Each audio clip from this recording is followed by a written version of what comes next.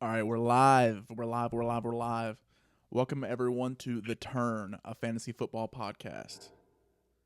I am your host, Adam Henley. I'm here with my guest host, Christian Weaver. How's it going, I was about everyone? to say, introduce yourself, Christian.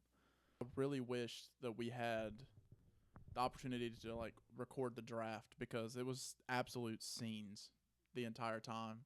Patrick Mahomes went number 2 pick Yeah, overall. Love that. Christian McCaffrey went first overall and then has not played a single snap of the NFL season yet. We're in week 3. And now he's on IR, I believe, right? Yes, he's Yeah, on he's on IR with IR. Achilles Kyle tendonitis. Shanahan actually has no idea when he's going to be back. Yeah, Maybe late October, but not insane. looking good for fantasy owners. So, you people out there that picked up Jordan Mason on the waivers, you did good. Yeah, genius. And I'm pretty sure the person in our league who has McCaffrey, he also got Jordan Mason. So all that being said, let's start into week 3's matchups. So I have a matchup against Patrick Mahomes, DK Metcalf, T. Higgins, and James Conner. Those are the top dogs. And Josh Jacobs, but he's questionable. But questionable means nothing until game day when they're out. Because for my team, we have Kyler Murray, CeeDee Lamb, Marvin Harrison Jr., Aaron Jones. I'm starting Chuba Hubbard. I wanted to get your take on this because we're not playing each other, so we can help. I'm starting Chuba Hubbard and Zach Ertz, and then Malik Neighbors, Brandon Aubrey, and Las Vegas' defense. I have once again doubled down on the. I would not. I would not. I would give Laporta one more start, and if he doesn't do anything again, I would consider. But I think this Detroit-Arizona matchup is going to be like last week, how Arizona was putting up the points, except they're going to actually be going against a way better team with a good offense. So I think it's going to be a shootout. But Zach Ertz is like And Jaden Daniels' number one target. I know, but he's hasn't put anything crazy boom potential, and Laporta is able to put up like 20 something if he does get the ball. I And know. like Well, I I mean, said, I think it's going to be a shootout. Zach Ertz last week got 10 points. Zach Ertz week 1 got 5. And Yeah, so 10 is still better than all of Laporta's points in the entire week. yeah, And he's getting a absolutely. good amount of targets. I just think against the Bengals defense, which is a lot worse than Detroit's. Yeah, Yeah, he's just like he's I a would safety definitely valve not for start. Jaden Daniels. I would definitely not start Hubbard. I don't really think you don't start anybody in the Panthers offense, period. I mean, so But here's the thing. Here's my logic behind that is that uh, Andy Dalton's going to be looking for a bunch of checkdowns. And Joe Mixon is questionable. If Joe Mixon's healthy, I'm starting Joe Mixon. obviously, yeah. But right now, I'm not. I mean, he didn't play, and he hurt his ankle, and he's going The against only Minnesota. So notable running back on waivers right now I could tell you is Carson Steele, since Pacheco's on the IR now, but they just signed Kareem Hunt and Perrine. So I'm not sure if you were paying attention too much, but I'm actively on these waiver wires. I'm a waiver wire god, a merchant, some would say. I I do see that. Yeah, so I picked up Kareem Hunt, and then I just dropped him for Chuba Hubbard because they said he was not active and he might not even start for like the next 2 or 3 games. And I'm like, all right, I don't have time for all that. All right, so let me do a quick recap of my matchup, and then we can get into your matchup, and then we can step on because we kind of did over the start sit already. So let's get into week 3. I have my projection is 109 to 116. That sits with me not starting Joe Mixon. If Joe Mixon is in the lineup, then I will start him. And Sam Laporta taking him out for Zach Ertz. So that's like a 14-point swing, but projections are projections. Sam Laporta has not come close to his projection all year. Brandon Aubrey is going to get over his projection. The Cowboys are playing Baltimore. That is a field goal, just paradise. Aubrey has been insane this year. He's gotten 21 and 17, putting up running back receiver numbers. Week 1, 21 21. points against you. And then week 2, 17 points. And then in week 1, he would have had 28 points, but they took away that 66-yarder from him because they're haters. Yeah, so my starting defense is going to be Las Vegas for this week. They're playing Carolina. I did this strategy last week as well, and it worked out just lovely. Joe Mixon is still projected 13 points right now. I picked up Cam Akers, who's the backup, and he was Yeah, great when he was with except he Los fumbled. Angeles, but he's only projected one because Mixon actually might be good to go this week. Well, he played after his injury. He just came in for like a couple seconds and then. But yeah, let me run through the week 3 matchups. For me, I have Kyler Murray, C.D. Lamb, Marvin Harrison Jr., Aaron Jones, Chuba Hubbard, Zach Ertz, Malik Neighbors, Brandon Aubrey, and Las Vegas on defense. Those are pending final things, and I'm going against Patrick Mahomes, DK Metcalf, T. Higgins, which I'm not sure if he's going to even play this week, but he hasn't played yet this year. And then we have James Conner, so I'm hoping Detroit's defense can lock in. Tony Pollard, George Kittle, which didn't he get hurt last week, or am I tripping? No, George Kittle actually had a phenomenal week. He put up 20. Okay, let's hope that had a receiving 7. I know. That's why I don't like Kittle. He's very, very boomer bust. I'm looking good right now because Mahomes is the only thing I'm scared about. It's because I wouldn't be scared. Mahomes is not putting up any. I know, and that's definitely a matchup they could do good. But see, the guy I'm going against, he has Mahomes, Metcalf, Higgins, James Conner, Tony Pollard, George Kittle, which Kittle and Jacobs, who he also has. They had big weeks last week, so they're probably not going to have another big week. Jason Sanders, he has for Miami. I mean, Miami doesn't have a quarterback, so I doubt they're getting in field goal range a lot. And then he has Cleveland's defense against the Giants. That I am scared about. But I have Las Vegas' defense against Carolina, and sacks count as points in this league, and Max Crosby's about to go nuts. Andy Dalton, first start in like 2 years. It's about to be a movie, hopefully. So this week, my starting roster is Anthony Richardson against Chicago, Tyreek Hill with no Tua in Seattle, Michael Pittman also in the Indianapolis game, Saquon Barkley against the Saints in New Orleans, which I'm very looking forward to. I think that might be one of the games of the week for sure, other than Detroit and Arizona and Dallas and Baltimore. I like Travis Etienne against Buffalo. I honestly could see an upset for Buffalo. They've been playing very well, but there's been unlimited upsets this week and this year, as we know. So I am looking forward to a good ETM week. I actually just picked up Hunter Henry on the waivers because Ferguson, I don't know if he's going to be coming back yet. And the Patriots have been looking pretty decent. They're going to have Sauce Gardner all over whoever the Patriots have at number 1. Yeah, who's our number 1 receiver, Christian? Tell me. Because as a fan of the team, I don't even know. Do you even have Kendrick Bourne anymore? Yeah, Kendrick Bourne's on the team. Kendrick Bourne's on the team. We have Pop Douglas. He's our alleged number 1, even though he's literally has 0 points and 0 targets. It's just unbelievable. I mean, I don't even really know I know Ramondre Stevenson and all that, but I don't really know your whole entire offense, to be honest, and the Patriots haven't looked too bad either. Yeah. The Patriots haven't looked great, but they haven't looked bad. Hunter Henry has been a bright spot because he's Jacoby Brissett's safety valve, but also, I don't know, the Jets have great linebackers, and Hunter Henry's not that fast. He's a good old country boy. He's sneaky athletic. Yeah. If he does, I mean, I do have to make the decision by tonight, but I'm looking like I'm going to just start Henry because Ferguson is looking like he's going to miss another week. Yeah, I was going to try to pick up Henry on the waivers, and then when I went to look, it was gone. And I didn't realize. And then I have also made another waiver move this week and picked up the new Rams number 1, DeMarcus Robinson, because now the Rams have no Cooper Kupp or Puka Nacua. Yep. I have good for you though, because good for me because the guy I was going against, he has Cooper Kupp who's out. Let's go. I know, I meant to mention that too. That's good that you don't have to go against Kupp. God bless. And then I have Jake Elliott also in the Eagles game with my other Eagles player, Saquon. I think that'll be very nice because Eagles are definitely going to be able to move the ball. They're going to have to score. But if they play like they did last week, they're definitely in trouble. But Jake Elliott's always good for double digits usually. And then I have the Jets defense tonight in the Patriots Jets matchup for Thursday night. And I haven't really seen the full capacity of this Jets defense that I would like to. Everybody expected them to come into the year definitely looking like the best top dog on defense, and I really haven't seen it yet. Yeah. They only got 2 points. Granted, they did play the 49ers, who were in the Super Bowl last year, but they only put up 2 points.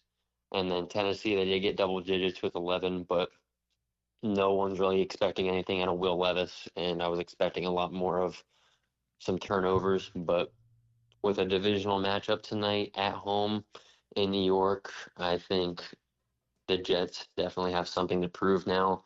Aaron Rodgers finally got sacked because that was one of his big things this year was I need to get sacked and throw a touchdown, and he did both. So I think the Jets need to turn this, and this is an important win for them tonight.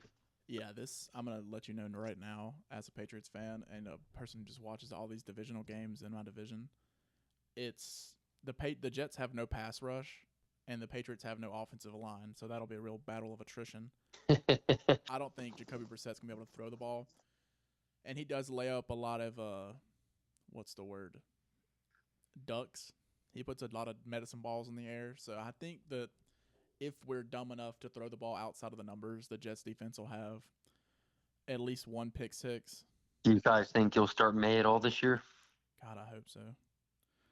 I hope. I mean, I thought Brissett got hurt in I preseason. thought It looked he pretty did get bad. hurt in preseason, and he's still hurt. If you watch the games like I did last week, Jacoby Brissett on that 13-yard sack he took on third down, where the Patriots were up. We were up 3 in field goal range, and then Jacoby Brissett took a 13-yard sack. He's literally hurt. Yeah, that was a He's hurt on that. crazy game. Yeah, it was I definitely annoying. hit the It was I hit stupid. the plus 3.5 for the Patriots last week, but there was just way too many upsets. And even on the Pat McAfee show, they were talking about how that was probably the worst week for betting ever. Yeah, it's the worst. I mean, you had the 49ers. They suck, and then you have um Not even with just the upsets, but the injuries just killed everybody. oh yeah, Key players Cooper chill. Cup, Puka Nakua. They're all out. Debo Debo, Samuel's out, but Joe he played the Mixon. game at least. Joe Mixon, yeah, he cost me and you. But yeah, so the Patriots, the Jets defense, just for forecasting's sake, they have a chance to score probably 22 points tonight. I, I just, I'm not looking forward to the game tonight, and it's sad because if Drake May was playing, it gives me hope. But Jacoby Brissett, I've seen what he does. Like I know what he does. He doesn't do anything good. He doesn't do anything bad. He's just there. So yeah, I just don't get why they keep drafting all these good, talented quarterbacks and then don't even give them a shot to play, especially when it's behind somebody like Brissett. Like if you were behind, obviously, a Josh Allen or a Joe Burrow, you're not going to play. But I yeah. mean, the Patriots clearly needed to get a quarterback because Mac Jones was not the answer. Zappy was not the answer. They clearly made the move because they were confident in him, but they still haven't even started him. So it makes you wonder. And they should because I saw him in preseason, and then again, like all the quarterbacks balled out in preseason, but Drake May, he's got the tools. Like he outplayed Jacoby Brissett in preseason because it's one thing to say like Caleb Williams had a great preseason, but he wasn't battling against anybody. Drake May was going against Jacoby Brissett and just outperformed him every single day, and they still won't give him the start. And like, Even if he is playing and throwing the ball too, how long do you you can clearly need? see that Brissett is in pain. Yeah, he literally got hit on the ground and was like, oh, and like suffering. I'm like, bro, take him off the field. He's hurting the team. And also, how long do you need a bridge quarterback for? Like Alex Smith was a MVP candidate when Mahomes sat the whole year behind him. That's the only times like the bridge quarterback has worked.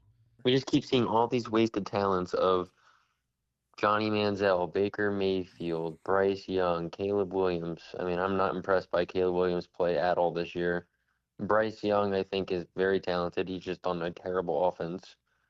Just everything, coaching, offensive line, because they have the weapons. There's just something wrong in Carolina right now. Yeah, And it's then the Baker is probably the entire most organization. perfect example, and he wasn't fitting where he was at, Nah, Baker even in was Carolina. fine. Baker took the Browns to the playoffs and won a playoff game. The Browns fans And then just they got didn't rid of want him. him. Yeah, they signed And him then for look that. what he did in Carolina. Well, he didn't do anything in Carolina, but he went to the Rams Exactly. and won a game, and then they took him to and then he went to the Bucks, and now they're playoff contenders, like number one in the NFC. I've always liked Baker. Throwing Johnny Manziel in with that group was crazy. Johnny Manziel did not care about the NFL. Like I I'm said, I sorry. just think these teams are not taking full advantage of the players that they have. And they're putting him in unfair situations. Yeah, the only teams I can think of that are like really like weaponizing offense right now is the Dolphins before Tua, scrambled his brain, and then Yeah, Patrick Mahomes and the Chiefs. Like the Chiefs are consistently adding weapons, like over and over and over again. The but that's what Bears, you do with the it Bears too. are trying to.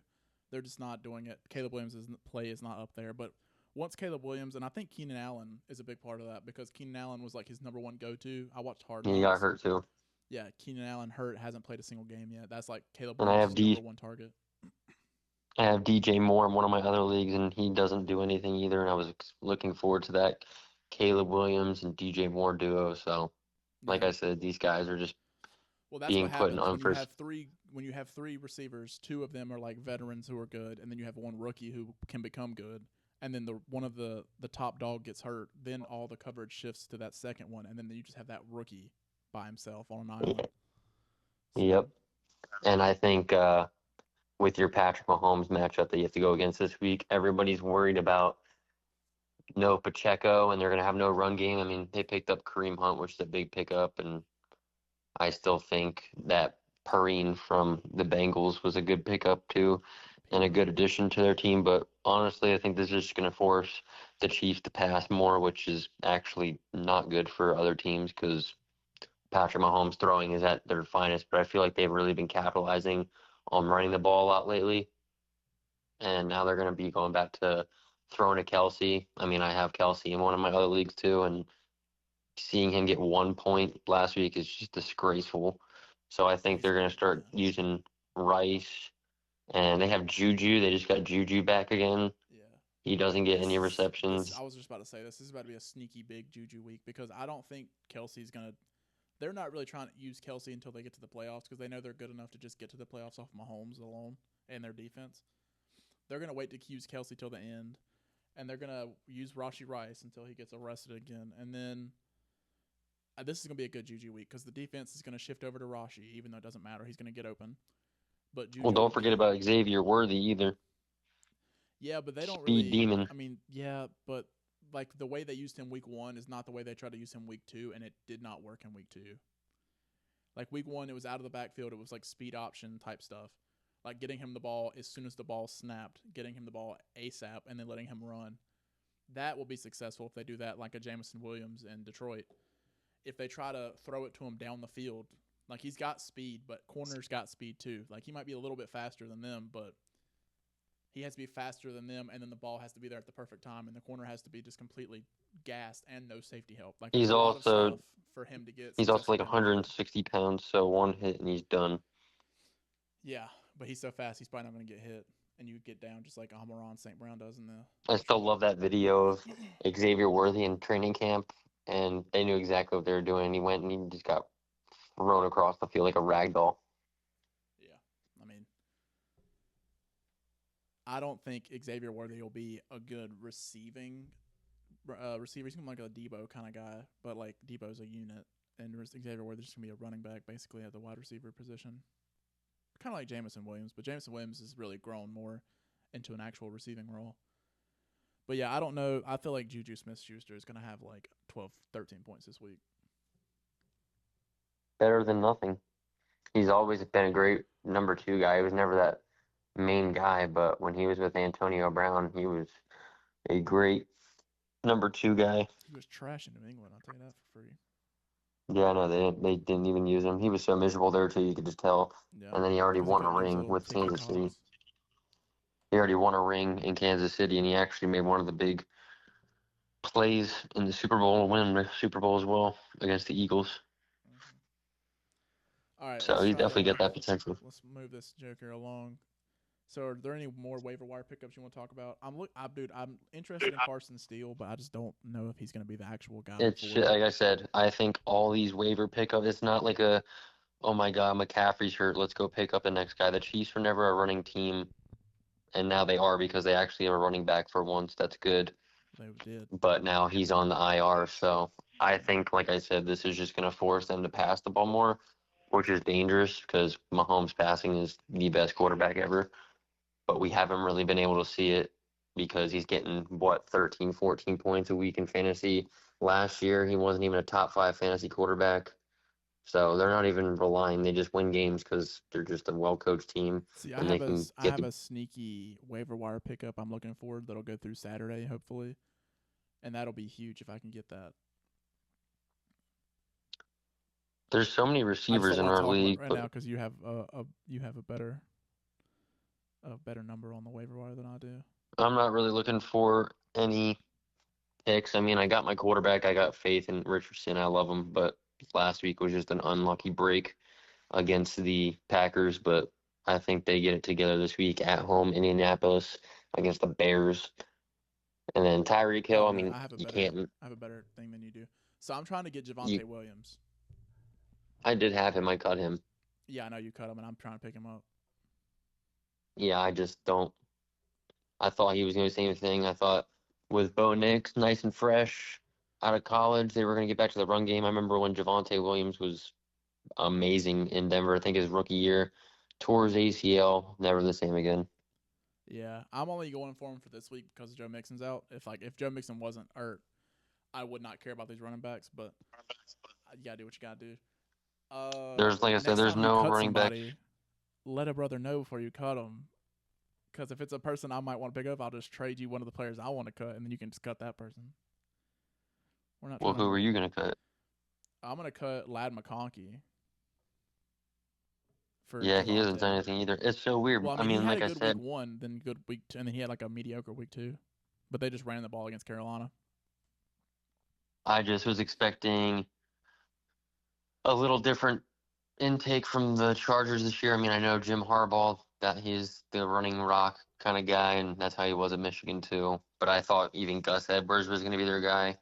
J.K. Dobbins is clearly the better runner, but I didn't know how he was going to be with his Achilles.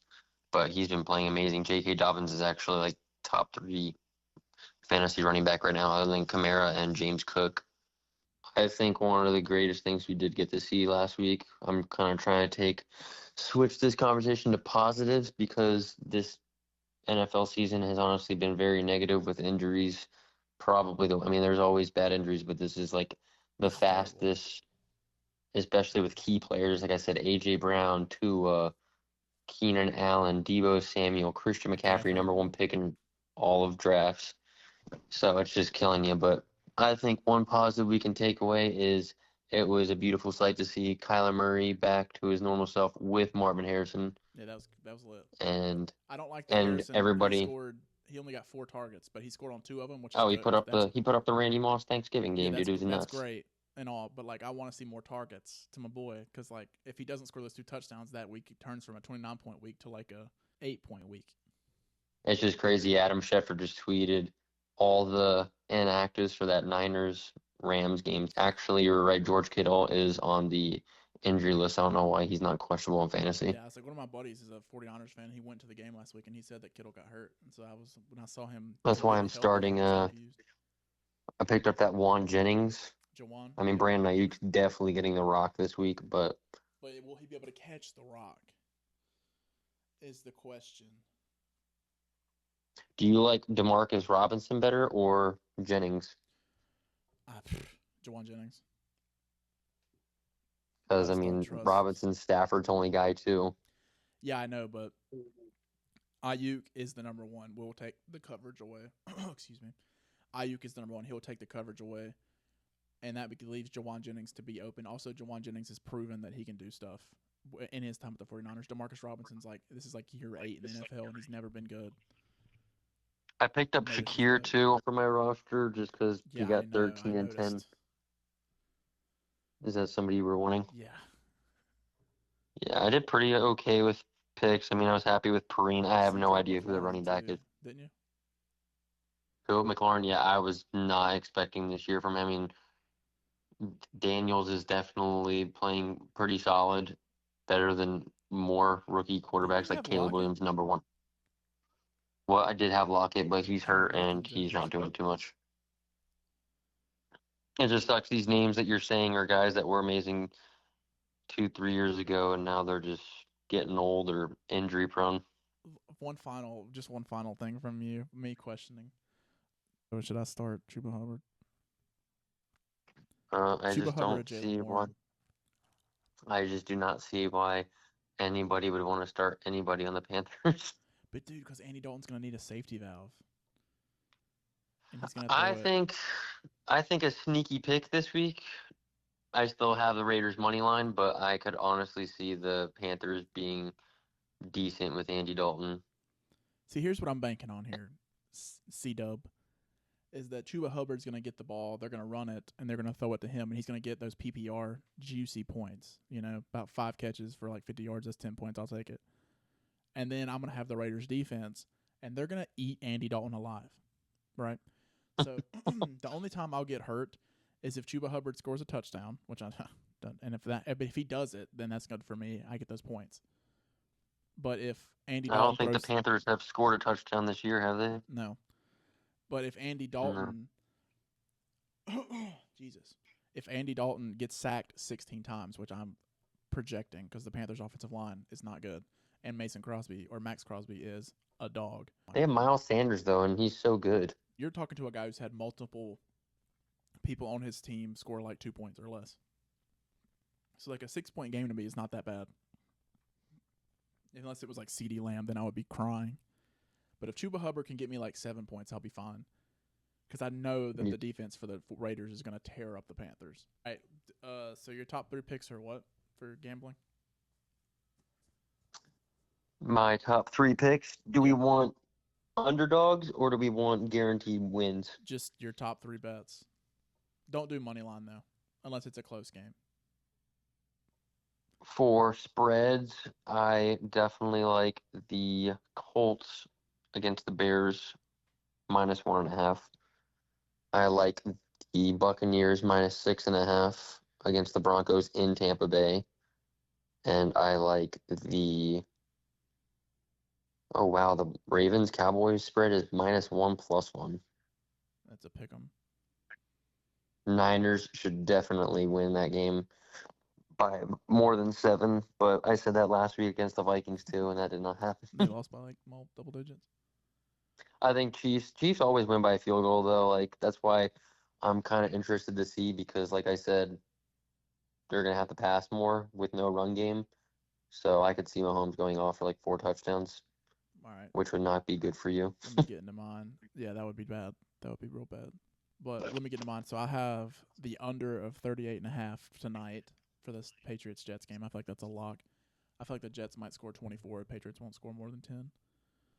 And then I have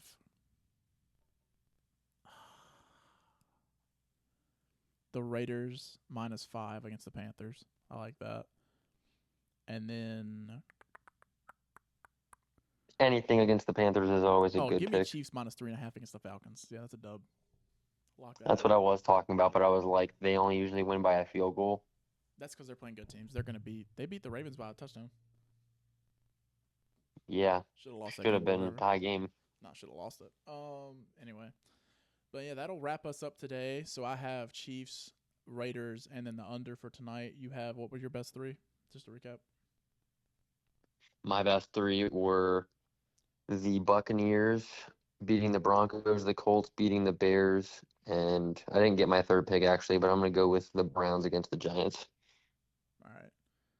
All right. Well, that about does it for today's version or this week's version of The Turn. Next week we'll be come back, and now that Christian has a working computer, we will be video podcasting, and it'll be up on YouTube. We will definitely be set for next week. Yes, sir. It'll be up on YouTube. No problem. All right, everyone, have a great fantasy football week, and hopefully there's no injuries this weekend, because if there are, pray to God, we're not going to make it through the rest of it. All right. Any parting words for the viewers, Christian? I am looking forward to a great fantasy football season. I'm safe to hopefully say right now that none of my players have gotten hurt yet, so I'm just staying strong. You're cooked. But wish you all the best of luck and see you guys next week.